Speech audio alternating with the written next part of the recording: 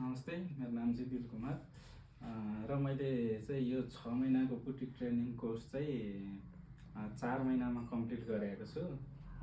यसमा चाहिँ मैले यो 4 महिनामा कम्प्लिट गरेका डिजाइनहरू चाहिँ यो अम्ब्रेला लेहेङ्गा, यो party wear lehenga, reception lehenga, यो चाहिँ ब्राइडल लेहेङ्गा, ब्राइडल, यो चाहिँ गाउन, एलाइन गाउन, लास्टमा अरू धेरै कपडाहरू कम्प्लिट गरेको छ। लेडिज आइटममा चाहिँ तपाईँको कुर्ता सुरुवाल, स्ट्रेट कुर्ता सुरुवाल, चौबन्दी, ब्लाउज, सलवारहरूमा तपाईँको धेरै आइटमहरू अब गररा, सररा, अनि त्यसपछि पटेला, धोती सुरुवाल, पाइन्ट,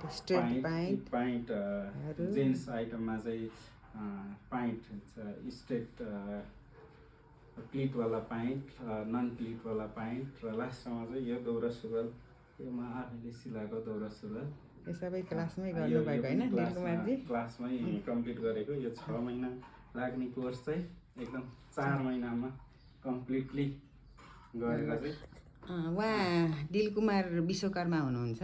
उहाँले चाहिँ यहाँ यो इन्स्टिच्युटमा चाहिँ 6 महिनाको बुटिक कोर्स गर्नुभएको हो। 6 महिनाको बुटिक कोर्स चाहिँ उहाँले 4 महिनामा नै कम्प्लिट गर्नुभयो।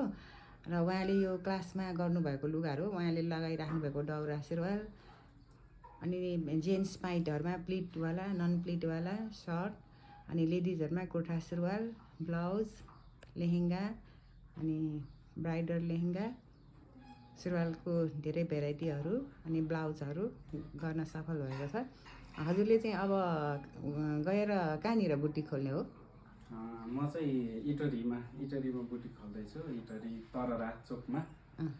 चाँडै तपाईँहरूले सर्भिस पाउनुहुन्छ। तररामा चाहिँ तपाईँहरूले यही आइटमहरू, जेन्ट्स आइटम, लेडिज आइटममा यो मनपसन्द आइटमहरू चाहिँ तपाईँहरूले छिट्टै नै तररा चोकमा सर्भिस पाउनुहुन्छ, सुविधा पाउनुहुन्छ। अनि हजुरले आफूले गर्नुभएको सबै ट्रेनिङ पनि दिन सक्नुहुन्छ नि है?